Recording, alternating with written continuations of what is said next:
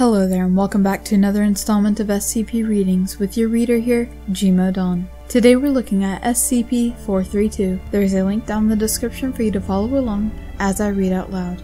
SCP-432 is a two-door steel storage cabinet measuring 2 meters tall by 1.2 meters wide by 1 meter deep. The exterior of the cabinet is painted matte green and bears no remarkable features except small areas of corrosion and light scratching, commensurate with being left exposed to the elements for a prolonged period of time. The doors of the cabinet are fitted with a basic slide bolt and a hasp for a padlock, allowing the door to be secured from outside. The interior dimensions of SCP-432 display significant disparity with the exterior. The doors open into an apparently extra-dimensional space containing a large labyrinth complex comprised of an as-yet uncharted series of corridors. The walls, floor, and ceiling of the corridors are constructed from heavily rusted steel and adhere to the same height and width scales as the exterior of SCP-432, 2 meters high by 1.2 meters wide. The corridors within SCP-432 are lit at irregular intervals by what appears to be regular household light bulbs,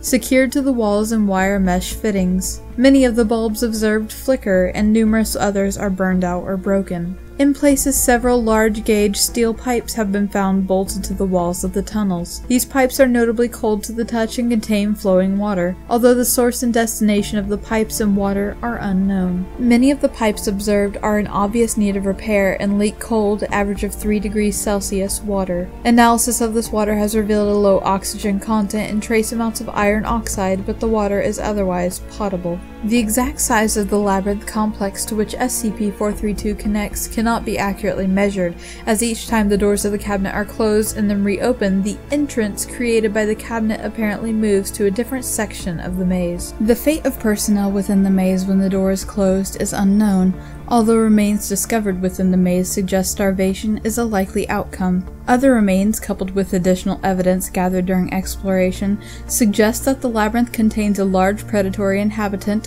of indeterminate species, hereafter known as SCP-432-1. GPS units used within SCP-432 are rendered useless, as are cellular phones. Remote-controlled devices sent into SCP-432 are similarly impaired and cease to function after traveling an average of 20 meters into the maze, rendering remote mapping of the internal layout impossible. High-gain radio transmissions can be used to keep in contact with personnel within the labyrinth, although significant interference occurs deeper into the maze. If the doors of the cabinet are closed, then all forms of contact with personnel within SCP-432 are severed.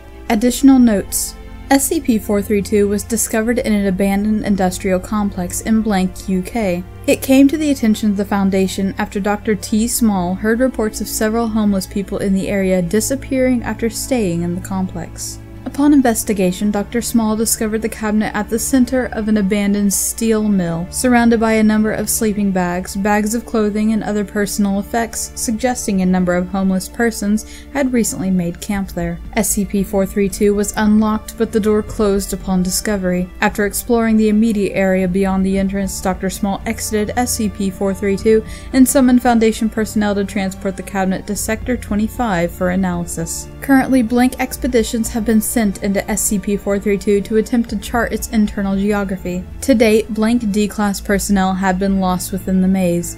No further expeditions may be made without express permission of at least 2 Level 4 personnel. Paint samples, metal fatigue, and construction techniques date SCP-432 to have been constructed in the early 1950s. However, artifacts recovered from within SCP-432 have been accurately dated to much earlier periods.